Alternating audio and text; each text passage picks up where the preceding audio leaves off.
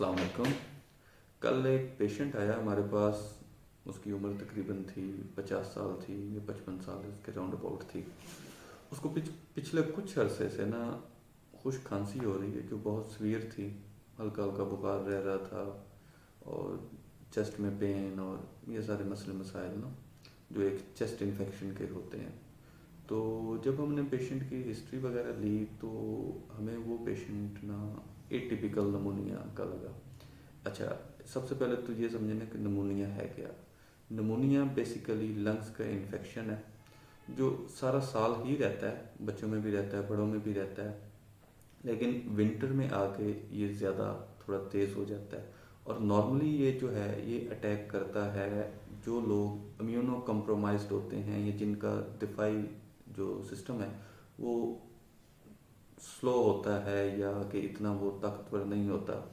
इसमें जैसा कि आप देखें कि शुगर के पेशेंट हैं, दिल के पेशेंट हैं, पुराने पेशेंट जिनका हार्ट अटैक हुआ है या कोई और या कोई जिगर के पेशेंट हैं, गुर्दों के पेशेंट हैं, काफ़ी सारे जिनको पुरानी या कोई और जोड़ों के मसाइल हैं, जो लंबे दवाइयाँ खा रहे हैं पेशेंट, उनका दिफाई एड्स के पेशेंट हैं। तो इस पेशेंट में भी हमने जब हिस्ट्री ली तो वो भी डायबिटिक पेशेंट थे, मतलब कि इम्यूनो कम्प्रोमाइज्ड थे। अच्छा, नमूनिया अब ना दो तीन किस्म का होता है। एक तो हम इसको ना आसान लफ्ज़ों में तीन हिस्सों में डिवाइड करते हैं: टिपिकल नमूनिया, एटिपिकल नमूनिया और वायरल नमूनिया। वायरल नमूनिया थोड़ा कम होता है, सबसे ज़्यादा टिपिकल नमूनिया होता है, फिर एटिपिकल नमूनिया होता है। टिपिकल नमूनिया में पेशेंट जो है ना वो उसको बलगम आएगी बहुत ज़्यादा, सब्ज रंग की हल्की येलोइश जो बलगम होती है वो आएगी, बुखार बहुत तेज़ होगा उसको, और सीने के जो साइन एंड सिम्टम्स हैं, सीने में दर्द है, खांसी है, ये सारे मसले मसाइल रहेंगे। जो एटिपिकल नमूनिया होता है ना, ये जो पेशेंट होता है इसको बुखार बहुत हल्का हल्का होगा, जिस्म थका थका रहेगा, मलेज रहेगा, खांसी भी इसको खुश्क होगी।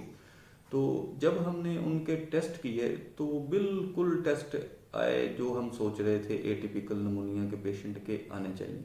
तो हमने उस टेस्ट के बाद उनका एक्सरे करवाया और एक्सरे में भी वही फाइंडिंग्स आई, वही सारी फाइंडिंग्स आई।